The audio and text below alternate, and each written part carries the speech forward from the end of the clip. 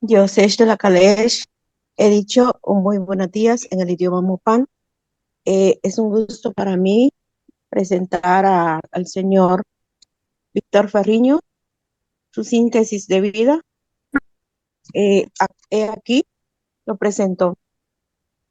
Víctor Ferriño, jurista, analista político y periodista de opinión desde 1978 en Guatemala, El Salvador y México.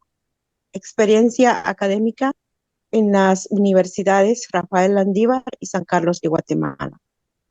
Universidades, Universidad de El Salvador, Universidad Nacional Autónoma de México, Pontificia Universidad Católica del Perú y Universidad de Utrecht, Países Bajos, ensayista, traductor y editor, especialista en etnodesarrollo, desarrollo indígena y litigio estratégico, experiencia laboral como funcionario de la ONU,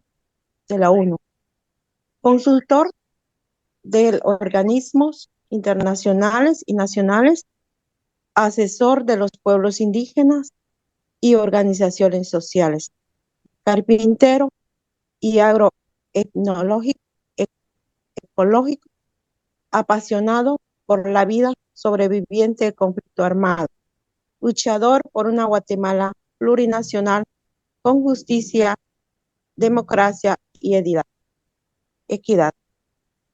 He presentado al distinguido licenciado Víctor Ferriño. El espacio es para usted, licenciado. Es un gusto para mí desde el departamento de Petén del municipio de San Luis. Muchas gracias. Buen día. Gracias.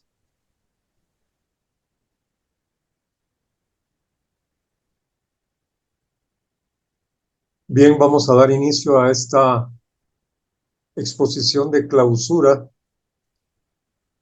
No sin antes, yo quisiera enviar un breve saludo a Alejandro, que ya me saludó.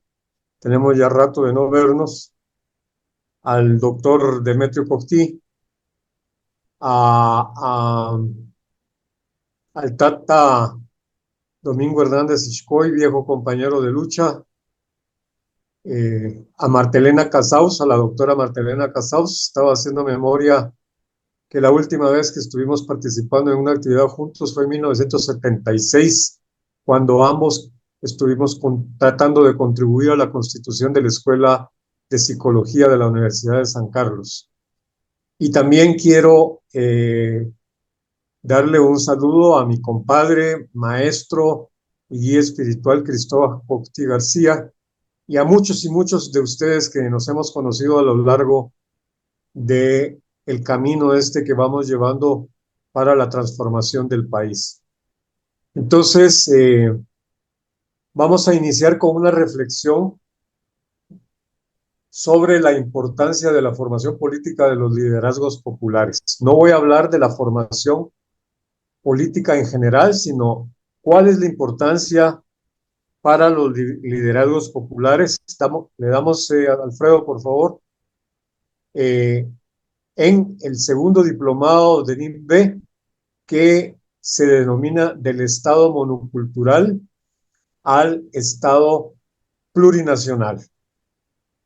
Entonces, la primera pregunta que yo lanzo es, ¿para qué se forman? Todos los que han participado en este diplomado, segundo diplomado, ¿para qué se forman? Según ustedes han enunciado, avanzamos, se están formando para transformar al Estado monocultural, pero ¿lo quieren transformar en qué? Lo quieren transformar en un Estado plurinacional. Y aquí, solo para comenzar, hay dos conceptos básicos que tienen mucha tela que cortar, que es el Estado y la nación. Es imprescindible que el liderazgo se forme para poder desarrollar con mucha claridad qué entendemos por un Estado plurinacional.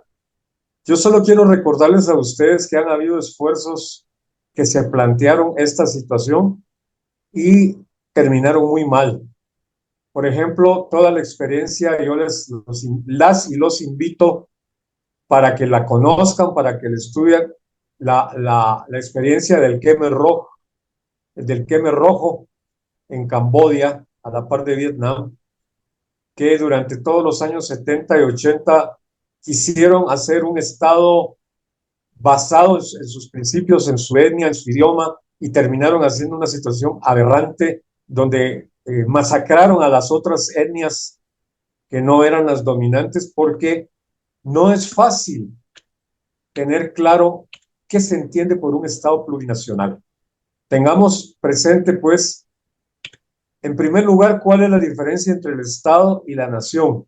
Y recordamos que el Estado es una creación del ser humano. La nación no. La nación tiene elementos tangibles e intangibles en los que no podemos incidir, los intangibles. Entonces, mientras que el Estado sí lo podemos moldear. Y por eso hablamos de que se puede formar o transformar a un Estado. Pero la pregunta es, ¿se va a reformar el Estado monocultural o se va a transformar?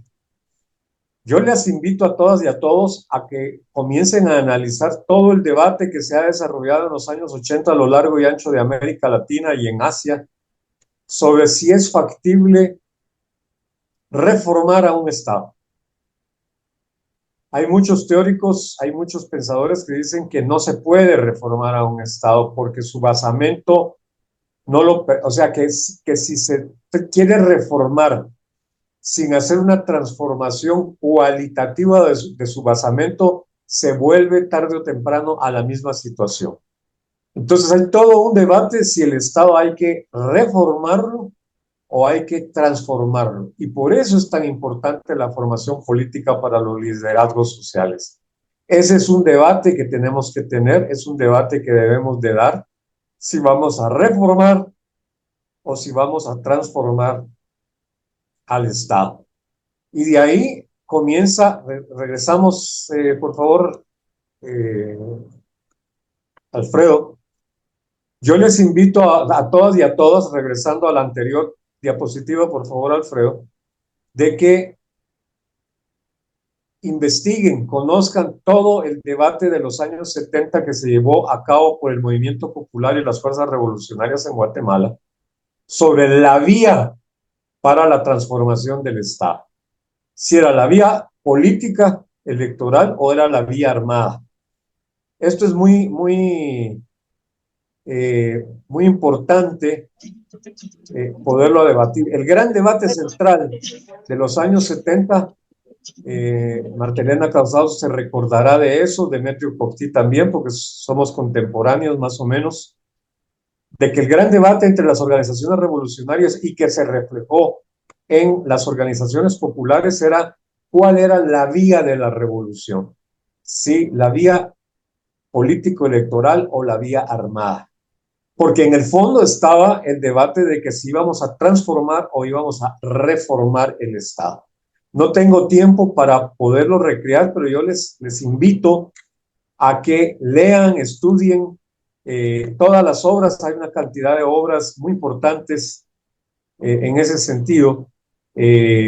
Existió una organización que se llamó Octubre Revolucionario, donde Mario Payeras jugó un papel de primera línea. Yo participé en ella a finales de los 80, a principios de los 80, comenzó en el 84, donde se hizo una sistematización sobre la inviabilidad de la lucha armada en Guatemala en esas circunstancias después de las grandes transformaciones que había habido en el mundo. No se estaba diciendo que no era factible la vía armada en Guatemala, sino en las circunstancias que se estaba viviendo.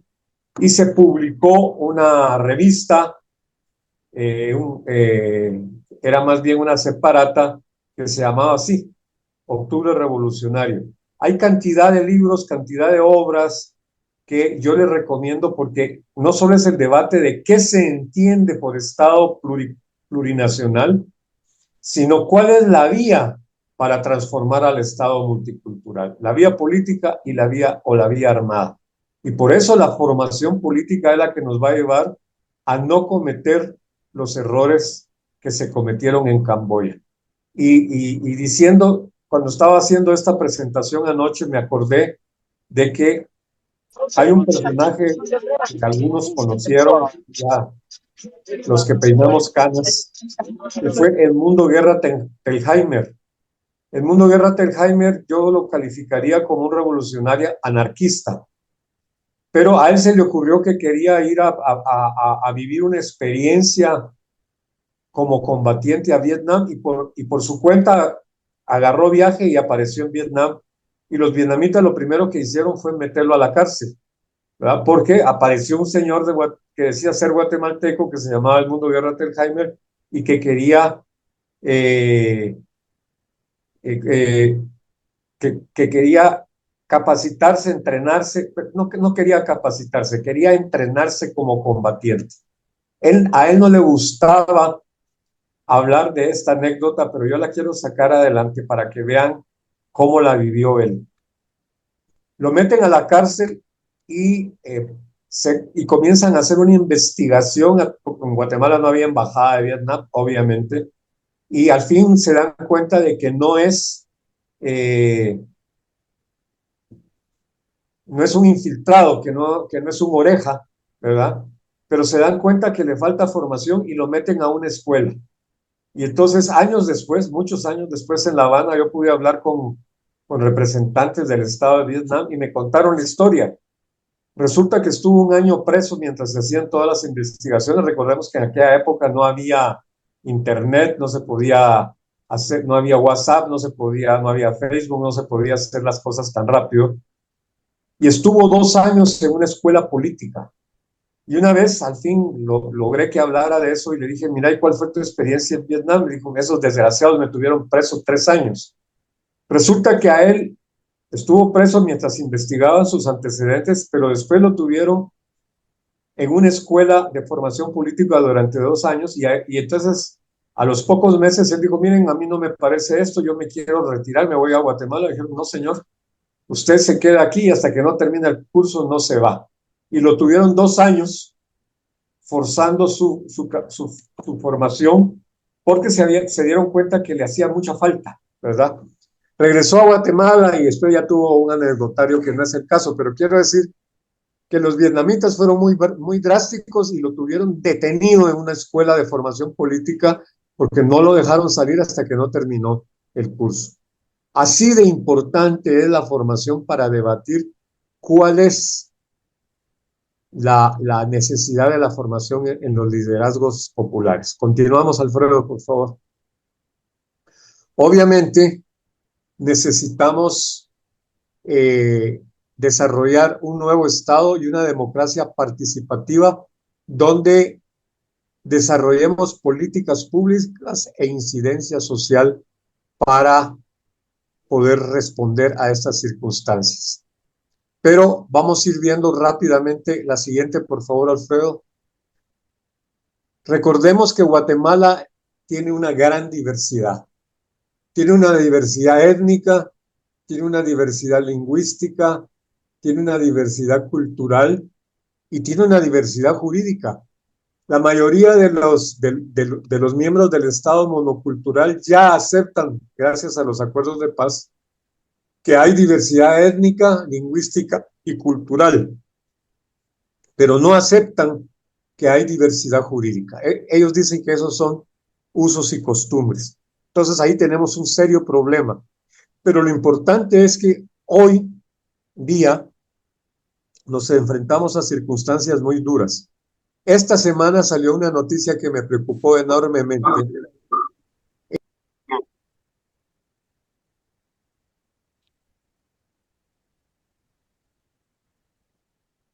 ¿Se apagó tu micrófono, Víctor? Alguien me lo apagó. Entonces, decía que había habido, leí una noticia que me preocupó mucho y la ha estado difundiendo de que los lingüistas mexicanos consideran que de las 168 idiomas que hay en México, todos están en peligro de extinción. Entonces, ¿qué vamos a hacer para crear un estado pluricultural si los idiomas mayas están unos más, otros menos en peligro de extinción? Esos son debates que tenemos que tener y esa es una formación que tenemos que adquirir en el liderazgo popular. Y no digamos todo el tema cultural, cuántos elementos culturales se han perdido. Y tenemos que ser muy críticos para estas circunstancias. Les voy a poner dos casos o tres casos. En primer lugar, ¿qué es eso de ser líder o lideresa? Entonces yo les digo, no me voy a meter a hacer una definición, pero para ser líder y para ser lideresa no es que yo me autodefino como líder o como lideresa, sino que estoy liderando porque me gané en la práctica, gracias a la legitimación social, la calidad de líder. Entonces es muy importante esto. Pero trabajando en Quetzaltenango, estuve trabajando allá con Minúa y después en el Centro Universitario de Occidente, conocí a los compañeros de la Asociación de Escritores Mayas. Y cuando ya me puse a trabajar con ellos, yo les pregunté, miren, disculpen, ¿y quién de ustedes ha publicado un libro o un folleto? Entonces, ninguno de los miembros de la Asociación de Escritores Mayas había publicado en esa época. Entonces digo, para ser escritor hay que tener por lo menos una publicación, ¿verdad? Entonces tenemos que ser muy críticos con el concepto de lideresas, de líderes, de escritores. Y otro asunto, yo les decía, por ejemplo, yo he tenido fuertes debates y los sigo sosteniendo porque yo me opongo a la existencia de una universidad maya, porque el concepto de universidad es el concepto de universalidad. Entonces, de la misma manera que yo considero que no puede haber una universidad jesuita como es la Universidad Rafael Andívar, ¿verdad? Es decir, una universidad que es universal no puede atenerse a una sola cultura, la maya, o a una sola religión. En mi opinión, el pueblo maya de Guatemala debe de tomar el control de la Universidad Nacional Autónoma de Guatemala, que es la Universidad de San Carlos, porque son la mayoría de ciudadanos de este país. Ya me imagino yo la existencia de una universidad maya ahí alquilando una casita sin presupuesto, no. Los mayas tienen derecho a tomar control, o sea, mayas, garífonas y chincas tienen derecho a tomar control de la Universidad Nacional Autónoma. Esos son los debates que necesitamos tener. Y necesitamos debatir este tipo de cosas. Y para eso hay que formarse. Si universidad viene de universalidad, tiene que dar cabida a todas las religiones, a todas las culturas, a todos los idiomas, ¿verdad? Entonces, por supuesto que los mayas, los garífonas y los chincas tienen que jugar un primer orden en la educación superior de Guatemala y ser quienes controlen la Universidad Nacional Autónoma, por lo menos, si no todo el tiempo, por lo menos en un rectorado, en una época, pero lo importante es que la cultura y los idiomas vernáculos o ancestrales se refleje en los contenidos de la educación en Guatemala. Continuamos. ¿Cuáles son, la siguiente Alfredo, por favor, cuáles son los componentes básicos del Estado, ¿verdad? Entonces, el primero es, obviamente, la población. Y la población en Guatemala, como ya vimos, es diversa. Es multilingüe, es multiétnica, es pluricultural. Entonces, tenemos que estudiar estas circunstancias y estas condiciones. Yo fui asesor de la Academia de las Lenguas Mayas y tuve que jugar un papel muy beligerante para que la Academia de las Lenguas Mayas reconociera el idioma aguacateco cuando estábamos negociando los acuerdos de paz, porque los líderes de la Academia de las Lenguas Mayas se negaban a reconocer a los aguacatecos como un idioma maya.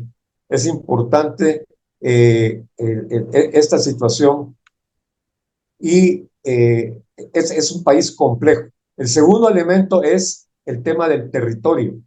Yo no sé si ustedes saben y lo deberían de estudiar como líderes y lideresas que se supone que son, que Guatemala es el sexto país más vulnerable frente al cambio climático. Guatemala está en el cordón está en el cordón de fuego de los volcanes, y por eso es que han habido terremotos tan devastadores que acabó con la ciudad capital cuando estaba en Santiago de los Caballeros, allá pegado a la Antigua. Pero además estamos en la ruta de los huracanes. Estamos en condiciones, este territorio es un territorio bellísimo, diverso, pero muy vulnerable. Entonces, el Estado plurinacional tiene que comenzar a trabajar para que pueda sobrevivir la población, ¿verdad? Y yo les preguntaría a ustedes, pregúntense, ¿cuál es el tercer elemento fundante del Estado? Se lo pueden preguntar mentalmente porque no tenemos tiempo, me hubiera gustado que hubiéramos tenido tiempo, pero ya lo haremos en el tercer diplomado. ¿Cuál es el tercer elemento? Es el poder soberano. Yo espero que todos y todas podamos en esta clausura mentalmente definir qué es el Estado, el poder soberano. Y tenemos que recordar, si vemos la siguiente, Alfredo, que el poder soberano tiene ese nombre porque desde hace muchos siglos se estableció una teoría del Estado. Si vemos en esta gráfica los elementos del lado izquierdo, se estableció que Dios, en su infinita sabiduría, delegaba su representación en el soberano, y que el soberano estaba por encima de la ley, del ejército y del pueblo. Pero se les ocurrió inventar que el soberano provenía de una familia donde tenían la sangre azul, hasta que la Revolución Francesa, gracias al invento del doctor Guillotín, el doctor Guillotín fue el que inventó la guillotina, que era aquella cuchilla con el que decapitaron a todos los nobles o la mayoría de ellos en la Revolución Francesa, y se dieron cuenta que era mentira que los nobles tuvieran la sangre azul. Y entonces los revolucionarios franceses dijeron, miren muchachos, dejemos de meter a Dios en nuestras estructuraciones, y tenemos que partir de una concepción del Estado y del poder soberano, donde el poder soberano emana del pueblo, que lo delega en el gobierno de manera democrática a través de procesos electorales. Y para que no se concentre el poder en unas solas manos, se divide una parte para el organismo judicial, otra parte para el ejecutivo y otra parte para el Congreso.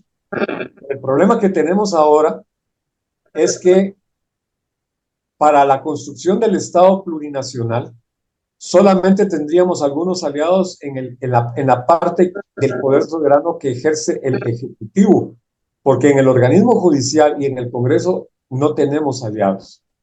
Y la Constitución Política de la República de Guatemala, en su artículo 141, establece que el poder soberano es aquel que no reconoce sobre sí a ningún otro poder. Es el poder de los poderes.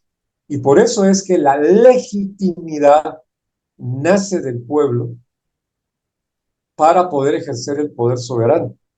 Por eso, para poder ser líder o lideresa, hay que tener legitimidad, hay que tener aceptación ciudadana.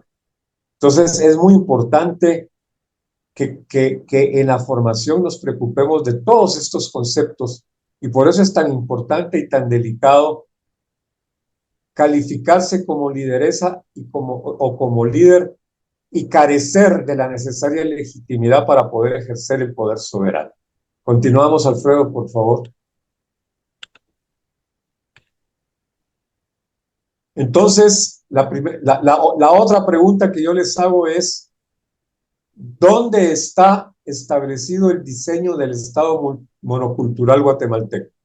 Pregúntenselo mentalmente. ¿Saben ustedes dónde está consignado el diseño del Estado monocultural guatemalteco? Les estoy lanzando preguntas para que se las respondan mentalmente y volvamos al tema central de esta reflexión, la importancia de la formación política para el liderazgo popular. El diseño del Estado multicultural guatemalteco está contenido en la Constitución Política de la República de Guatemala.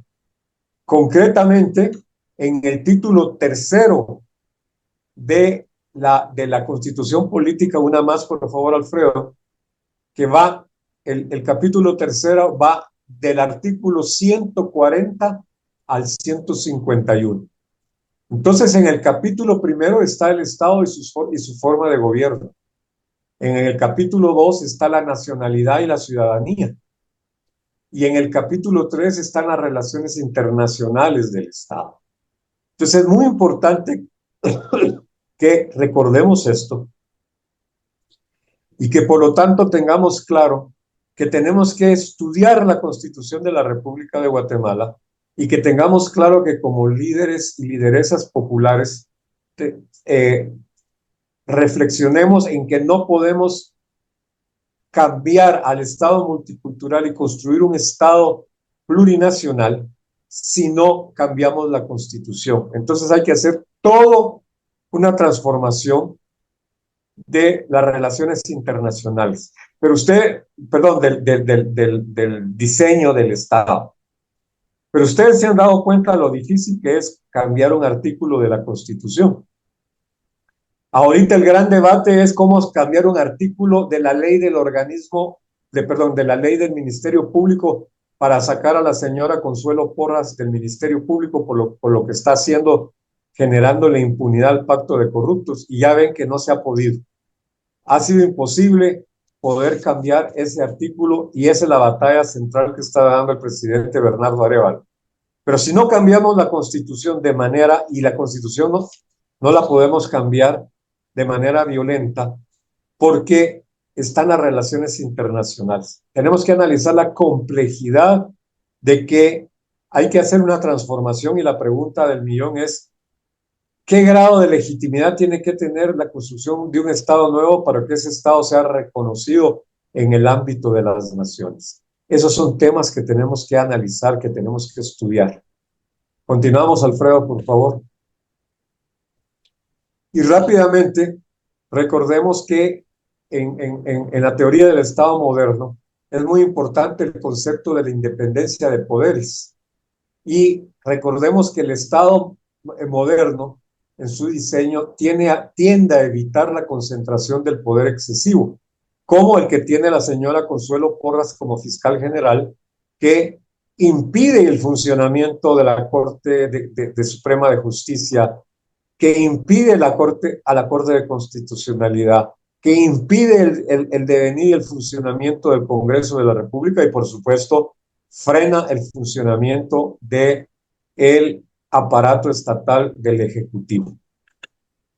El esfuerzo se dirige a limitar el poder, supeditándolo a leyes, procedimientos e instituciones bajo auditoría social. Nosotros no tenemos auditoría social efectiva en relación a las instituciones. Y ese tema lo tenemos que estudiar y lo tenemos que reflexionar como líderes y lideresas.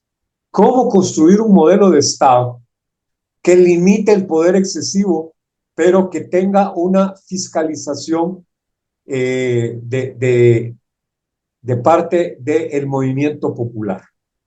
Eso es muy importante. Y usualmente el poder del aparato estatal se divide en tres organismos: ejecutivo, legislativo y judicial, como ya lo vimos, precisamente para evitar la concentración de poder. Y la independencia de los organismos busca limitar el poder absoluto. Entonces, ¿cómo transformar el Estado monocultural?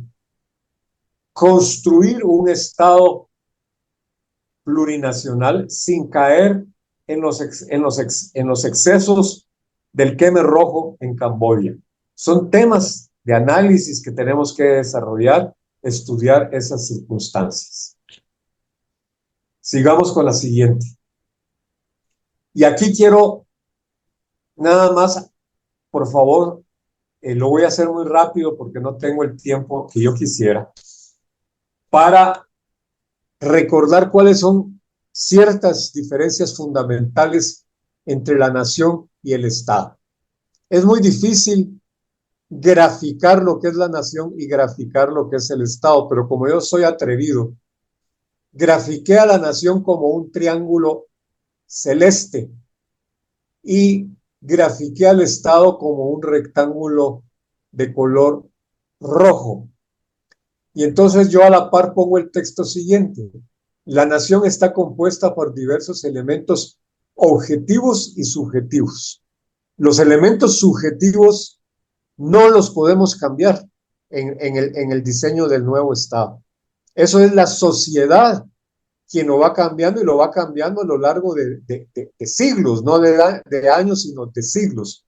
Pero hay elementos objetivos como el idioma que son parte de la nación, mientras que el Estado es un diseño, es un constructo humano que establece un ordenamiento de los elementos que conforman a la nación. Es decir, se establece un ordenamiento de lo económico, de lo político, de lo social, de lo cultural. Entonces, ahí es donde se hace, en ese ordenamiento, es donde se hace el diseño del Estado multinacional, porque se ordenan, pero solo se ordenan, no se definen los elementos de la nación. Ahora, ¿qué pasa? ¿Qué pasa cuando queremos meter a una nación triangular como la guatemalteca dentro de un estado rectangular? Pasan dos cosas fundamentales. Es importante esta situación. ¿Qué es lo primero que ven ustedes que pasa? Lo primero que ven ahí es que no cabe, que la nación no cabe dentro del diseño del Estado. Pero no solo no cabe, sino que el ángulo superior del triángulo, el ángulo de la izquierda y el ángulo de la derecha queda fuera del aparato estatal. Es decir, hay partes importantes de la nación que quedan fuera del diseño del Estado. Esto es importantísimo que lo tengamos claro y por eso es el tema de la exclusión que sufre las naciones ancestrales, o sea, la nación maya, la nación garífuna y la nación xinca. Y por supuesto, la otra que se está construyendo, que es la nación mestiza, ¿verdad? Digo que está construyendo porque no existe, ¿verdad? Una nación mestiza. Eso se lo inventaron los líderes indígenas después de los acuerdos de paz. Yo no conozco a ningún líder ladino que diga que ellos son parte de la nación ladina. No, nadie se reconoce como parte de la nación. No, no hay un pueblo ladino. Pero los líderes indígenas y las lideresas querían que fuera dual. Entonces, que hubiera un pueblo xinca, un pueblo maya, un pueblo garífuna, y crearon el término, más no el concepto del pueblo ladino. El pueblo ladino no existe porque ese solo lo podrían constituir los ladinos, y los ladinos no quieren constituir. Ellos dicen, los guatemaltecos somos nosotros, y aquellos son los indios, nosotros, los excluidos, ¿verdad? Pero esa es harina de otro costal.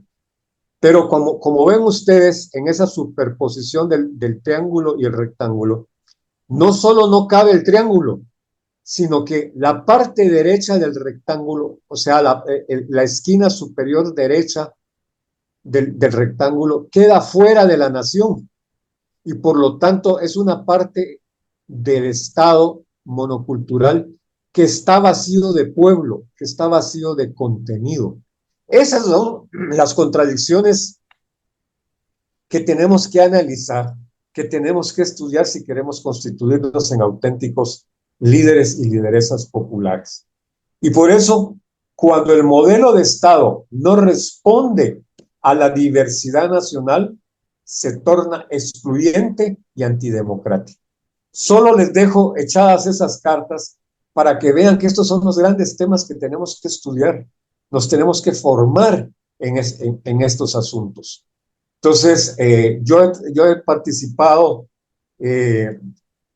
es en varios diplomados, en varios cursos, pero a veces no queremos estudiar estas cuestiones que son más de orden teórico. Bueno, sigamos, Alfredo, por favor. La siguiente pregunta que les lanzo es, ¿cómo se originan las constituciones políticas?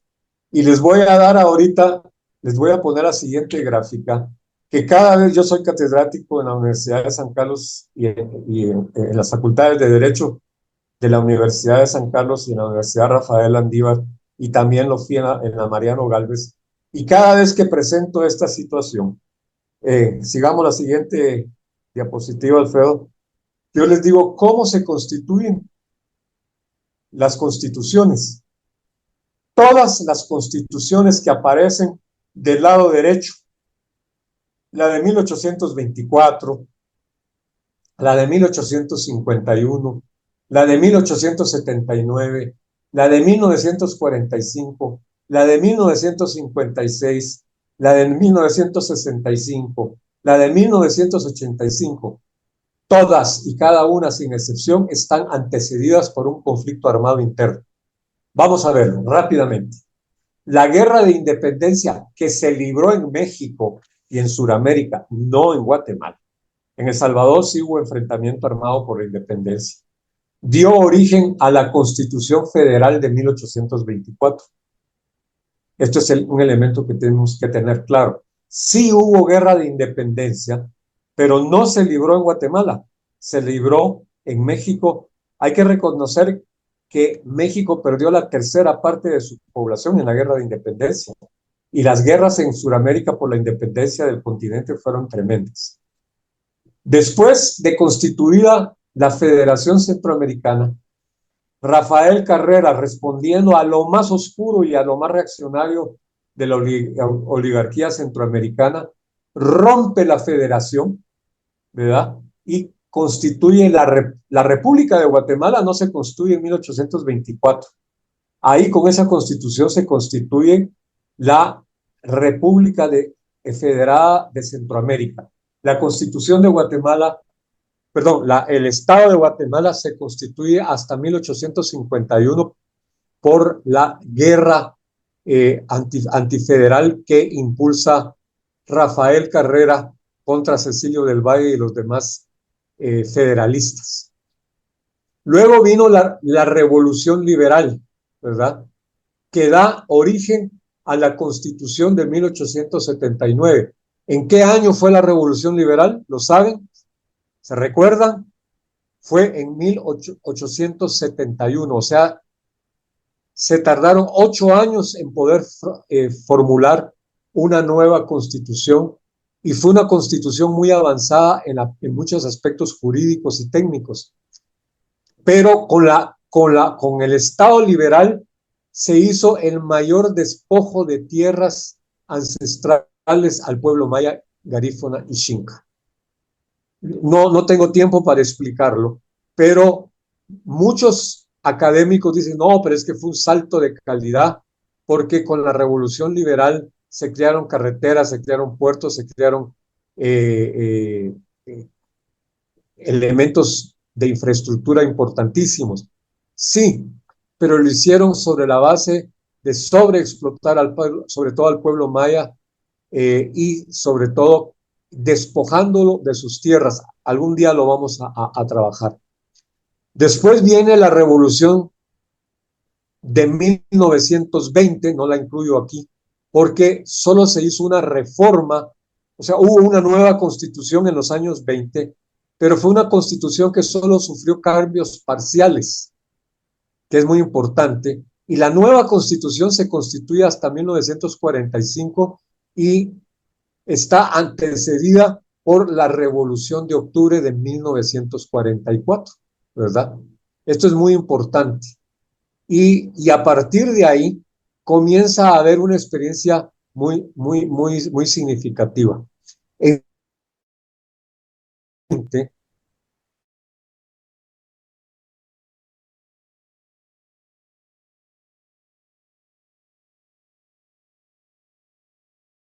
Escuelas de cuadros del movimiento popular.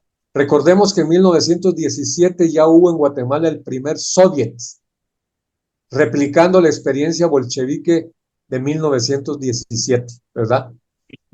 Tumban a Estrada Cabrera y deciden constituir una nueva, elaborar una nueva constitución. Y ya que habían triunfado los artesanos, ¿a quién pusieron de presidente? A un señor de apellido Herrera que era de la rancia oligarquía guatemalteco porque era muy buena gente y porque no tenían cuadros para poder encabezar a esto. Y esto es un elemento que quiero yo dejar puesto aquí. Me angustia que no sé si, a pesar de que voy muy rápido, y les voy a decir por qué estoy preocupado, porque Alfredo de León me ofreció que me iba a dar una botella de tequila añejo, herradura, por esta exposición, pero me amenazó que por cada minuto que me pase se va a echar un trago. Y entonces se me hace que lo único que voy a recibir es un vidrio vacío y ni la tapita voy a tener. Pero lo importante es que después de la Revolución de Octubre se comienza a construir. Perdón que le interrumpa, los que estamos atentos aquí a la clase nos va a dar una parte de la botella, ¿no? Sí, si nos ponemos de acuerdo y nos juntamos, sí, porque esa sí no nos la podemos echar por Zoom. Saludos, aquí estoy pendiente. Me quedan 15 minutos, Víctor, adelante. La construcción del sujeto social para defender la Revolución de Octubre se comenzó a construir con la Escuela Claridad. Por favor, estudien, lean la Escuela Claridad, el papel fundamental que jugó ahí Mayo Leopoldo Cuenca, el salvadoreño miembro del Partido Comunista, que fue el secretario de Farabundo Martí. La Central Nacional Campesina llegó a tener 300,000 afiliados. Sin embargo, eso no bastó para poder frenar la intervención yanqui en 1954, ¿verdad? Pero tenían una escuela de cuadros que se llamaba la Escuela Claridad. Por favor, estudien la experiencia de la Escuela Claridad, es fundamental. En el 54 hay una intervención norteamericana con mercenarios latinoamericanos y eso da origen a una anticonstitución de 1956 y cambia toda la concepción del Estado que se creó en 1945. Después comienza la lucha armada con el derrocamiento de Miguel Ydígoras Fuentes y termina con una nueva constitución de corte militar en 1965. Y después tenemos todo el conflicto armado que duró 30 años, en cuyo contexto se crea la Constitución de 1985. Y ahí será el gran debate, pueblos o comunidades indígenas, ¿verdad? Y ese debate lo estuvimos librando en el Congreso de la República. Yo no me pude presentar ahí porque tenía condena de muerte, pero sí estuve participando con documentos, etcétera, y estaban todos los teóricos de la derecha y se negaron a aceptar la calidad de pueblos de los pueblos indígenas porque no querían reconocerle la libre determinación. Entonces, termino con esta gráfica respondiendo la pregunta, ¿cómo se crean las constituciones? Por movimientos revolucionarios armados hasta ahora, todas sin excepción han estado antecedidos de un conflicto armado interno. Entonces, tengamos presente estas circunstancias y analicémoslo, por favor. Continuamos, Alfredo, por favor. No sé si desarrollar esto o me lo salto, porque es el tema de la perfectibilidad de la ley, pero ¿lo desarrollo o no? Tenés 12, 13 minutos, Sí, Víctor. sí, para mí que sí. Lo que pasa es que me faltan varias diapositivas. Les digo francamente, estamos en 12 de 25. Voy por la mitad de las diapositivas. Entonces, y no tenemos más que los 13 minutos restantes. Si no se nos cae la programación, tenemos que terminar 11:30 todo. Entonces, bueno, de hecho, Víctor, aprovechando la pausa, definitivamente en diplomado del 2025 va a ser fundamental que tú seas ponente donde retomemos a fondo todo esto que nos estás exponiendo. Ahí tendríamos 3 horas, se hacen documentos previos, lecturas, debates, y pues ahorita la idea es dejarnos todo este conjunto de inquietudes, de reflexiones, así es que tú mandas ahí. Va a Sí, haber entonces, nos saltamos lo de la perfectibilidad de la ley, lo vemos el año entrante, con otra botella de tequila, por supuesto, ¿verdad? Eh, eh, y pasamos a la siguiente. ¿Cuál es la caracterización de esas rayas rojas? No las hice yo, del sistema sociopolítico. ¿Es un sistema agotado? ¿Es un sistema Por favor, condicionado? perdón, Víctor, Francisco Gómez, estás rayando la pantalla, hermano, no sé cómo le haces, pero aquí estamos viendo que tú lo estás haciendo y eso ya no rompe el flujo de la presentación. De hecho, no lo podemos borrar, así es que por favor, atención, Francisco. Gracias, Víctor. Hay una rápida caracterización del sistema sociopolítico actual. Primero, está agotado, eso ya lo sabemos todo, pero está condicionado a transformarse según los acuerdos de paz. Hasta ahorita, hoy día, no tenemos otro programa de transformación que no sean los acuerdos de paz, que ya todo el mundo los quiere tirar al olvido, pero no tenemos otro acuerdo nacional. Es altamente inestable y propenso a la crisis, como lo vimos en diciembre y enero de este año. Y esto es lo fundamental, no tenemos un factor hegemónico que pueda dinamizarlo. No hay un sujeto social, no hay un sujeto político que lo pueda transformación. Y está sobredeterminado por factores externos como los Estados Unidos de América, ¿verdad? Y las Naciones Unidas. Bien, ahora rápidamente vamos a ver cuál es la relación entre pobreza y democracia. Y aquí viene el otro problema. Queremos construir un nuevo modelo de Estado, pero no hemos analizado si es posible crear un nuevo modelo de Estado plurinacional, justo, democrático, en el grado de pobreza que tenemos. Miren los conceptos que están aquí que no son míos y se van a ir de espaldas cuando vean de quiénes son estos conceptos. Y dice, la pobreza crea 2 categorías distintas de ciudadanos con distintos derechos. Quienes son pobres son menos ciudadanos porque gozan de menos derechos que los que garantiza la Constitución política. Es decir, ser pobre impide ser ciudadano de plenos derechos. Quien sufre exclusión puede inducir a pensar que la democracia no es un sistema político eficaz, dice, y está entre comillas. Para que la democracia se consolide, se requiere que la población haya interiorizado la convicción de que es el mejor sistema para gobernarse. El señor Winston Churchill, el inglés que dirigió a Inglaterra durante la Segunda Guerra Mundial, decía que la democracia es el menos imperfecto de todos los sistemas políticos. Fíjense cómo lo conceptuaba, ¿verdad? El otro concepto es, por la pobreza, la población es muy proclive a soluciones políticas autoritarias. Este es un estudio de CEGEPLAN en el año 2001 durante el gobierno de Alfonso Portillo, que se llama El drama de la pobreza en Guatemala, que ustedes tienen que estudiarlo, por favor. Ahí están desarrollados estos conceptos cuando era secretario de Planificación Económica Arturo Montenegro. Esto es muy importante, pero esto es del Estado de Guatemala. Está reconociendo estos conceptos que son fundamentales. Siguiente, por favor.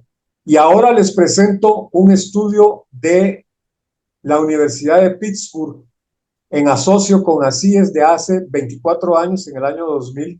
Y fíjense que le preguntaron a los guatemaltecas y a los guatemaltecos cuál era su preferencia sobre el régimen político. En 1995, el 48% dijo que prefería mano dura.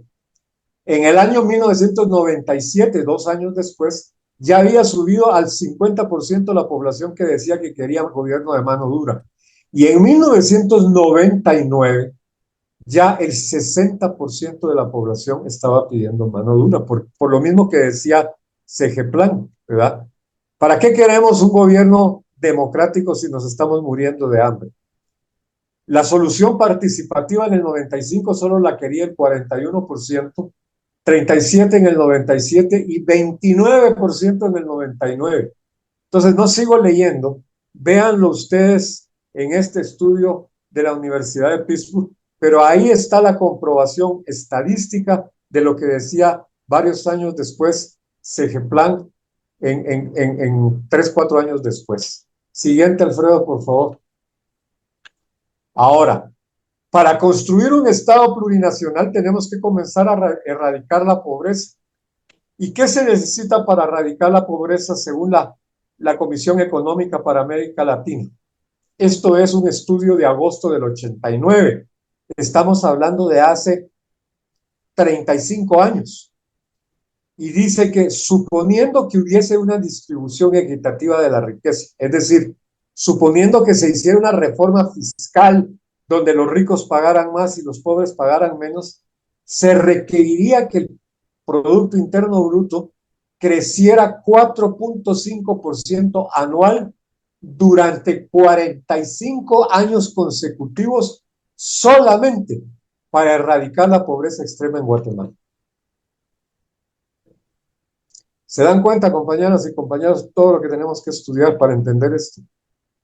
La reforma económica profunda que tenemos que hacer, pero antes de hacer una reforma económica tenemos que cambiar la estructura económica, porque esto supone que habría una distribución equitativa de la riqueza que no la hay. Por eso vuelve la pregunta, ¿vamos a reformar o vamos a transformar al Estado? Entonces, todas estas condiciones nos llaman a lo que yo llamo el círculo perverso, donde la miseria en azul nos lleva a la propuesta social y la propuesta social es reprimida. Y así nos hemos mantenido por siglos, dándole vuelta a este círculo perverso. Hay que tomarlo en cuenta, por favor. Ahora vamos hacia la construcción de un proyecto nacional incluyente. ¿Qué necesitamos estudiar para poder plantear la construcción de un proyecto nacional incluyente? En primero, un acuerdo político nacional. Ya construimos uno más o menos aceptado, que son los acuerdos de paz. Y lo primero que hacen muchísimos líderes políticos sociales es tirarlos. Eso ya no sirve. Eso fue la comandancia, eso fue el ejército, eso fue la oligarquía.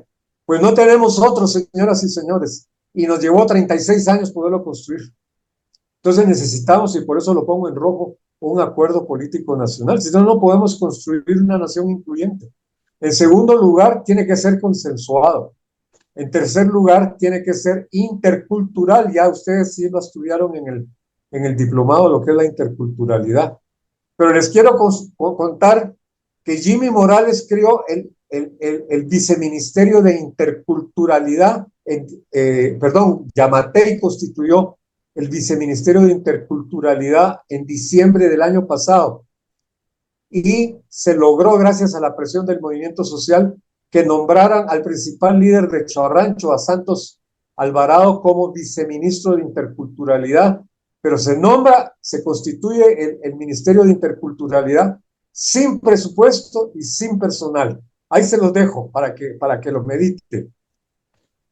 Tiene que ser democrático y el movimiento social guatemalteco no es democrático y tenemos que discutir este tema. Tiene que ser incluyente en materia de género, de etnia y de clase. Y tiene que ser de largo plazo. No se puede construir el proyecto nacional incluyente en el corto plazo. Ahora, ¿por qué es la inoperancia del programa de transición que está contenido en los acuerdos de paz? ¿A qué se debe estas circunstancias? Primero, a la desarticulación de las partes. Es decir, la ORNG, la comandancia, se desarticuló, ya no existe. Ahora hay otra cosa que se sigue llamando ORNG, pero no es lo mismo. No es la misma estructura, no son los mismos cuadros, no son las mismas concepciones que los que negociaron los acuerdos de paz. Y del lado del ejército y la oligarquía hay otras gentes, ¿verdad? Están desarticuladas las partes. Segundo, el no, o sea, en la reforma constitucional, impidió constituir las bases jurídicas de los acuerdos de paz.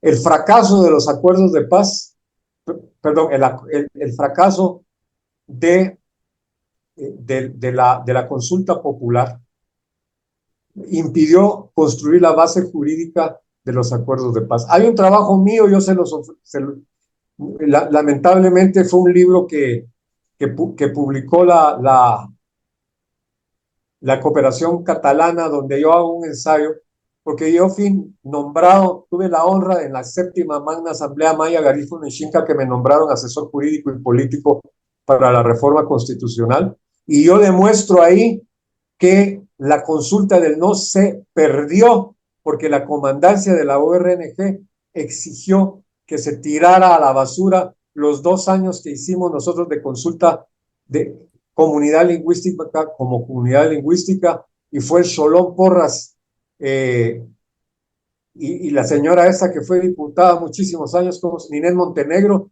las que hicieron una reforma constitucional de 54 artículos y tiraron la que se había construido durante 2 años.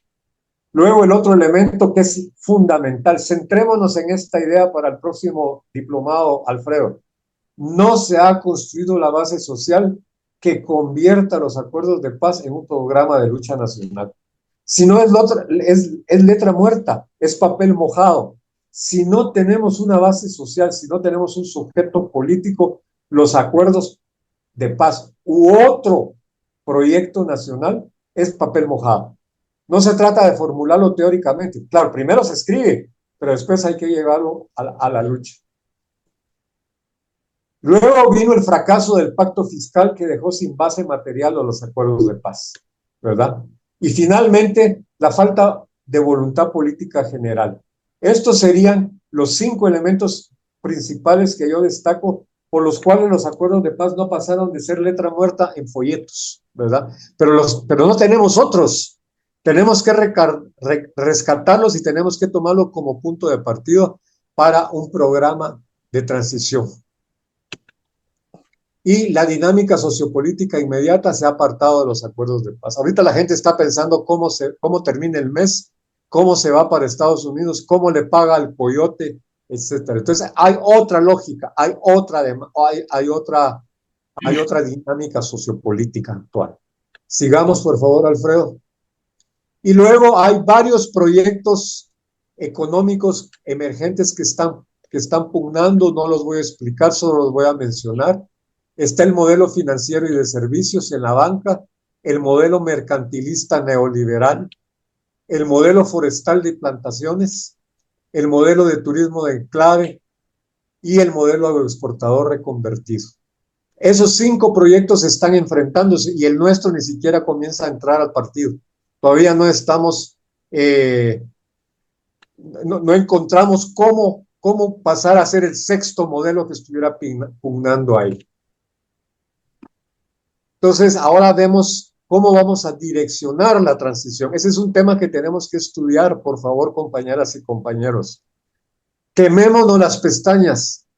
Entonces, tengamos claro que el control del aparato estatal puede ser el factor determinante para definir el rumbo y contenido de la transición, para afianzar una democracia participativa, para establecer un modelo económico incluyente y para construir el Estado democrático y multicultural de derecho. ¿Qué estoy diciendo aquí? Que tenemos que tomar control del aparato estatal, hay que ganar el gobierno. ¿Lo vamos a hacer a través de las elecciones? Bueno, entonces hay que construir un partido político electoral. ¿O lo vamos a hacer con una revolución y lo vamos a hacer por la vía violenta? No sé, eso es un debate que hay que tener. Pero si no tenemos control del aparato estatal, no vamos a estos elementos que están aquí. Ahora, el control del aparato estatal también puede servir para el afianzamiento del régimen de exclusión y opresión. El control del gobierno también puede ser utilizado para frenar la transición a la democracia participativa, como ya lo vimos en diciembre y en enero. Mantener privilegios y granjerías, imponer nuevos modelos económicos excluyentes al amparo de la cosa pública y reorganizar al Estado en función de intereses grupales. Por eso a mí se me revuelve la tripa cuando hay compañeras y compañeros que en las redes dicen ese Bernardo Arévalo no sirve para nada, este gobierno no está haciendo nada y ellos lo único que hacen es estar mandando anuncios en los TikTok y opiniones de ese tipo. Señores, ya dimos un primer paso. Hay una fuerza de corte progresista, porque ni siquiera la calificaría de democrática, que tomó el control del aparato de gobierno. Usemos eso, busquemos alianzas, hagamos transformaciones, pero no lo vamos a hacer. Es decir, después de las sesiones del diplomado tendríamos que ir a hacer lucha política ciudadana a la municipalidad de nuestro municipio. Sigamos, Alfredo. Y ahora quiero centrarme, gracias a dos grandes filósofos del derecho, sobre el concepto de legitimidad, ¿verdad?